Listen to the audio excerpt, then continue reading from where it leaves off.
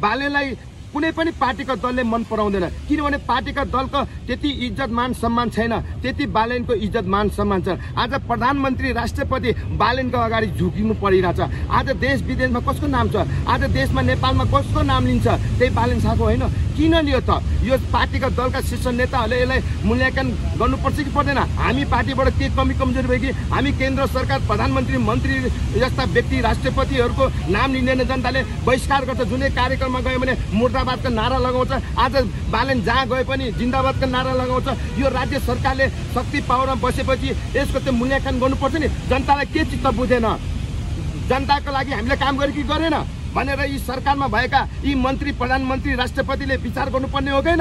आज बालेनको जस्तै सोच भएको है, आज यी पार्टीहरूलाई यी नेताहरूकोमा सोच भएको है, आज बालेन जन्मिन्थ्यो, हर्क साम्बाङ जन्मिन्थ्यो, रवि लामिछाने जन्मिन्थ्यो?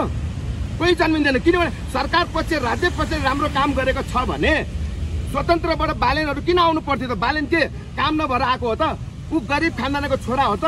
उसको तराईमा सम्पत्ति हेर्नुहोस् त, राजघरानाको खानदानको सम्पत्ति छ, पढाइ लेखाइमा ट्यालेन्ट छ हैन, मास्टरी डिग्री पास गरेको छ, इन्जिनियर हरेक कुरामा सम्पन्न छ। त्यही पनि उसले किन यो मेयरको पद चुने त? उसले के को लागि चुन्यो? पैसा धनले केही पनि गर्दैन, एउटा काम गरेर देखाउँछु, देशको लागि म केही गरेर देखाउँछु।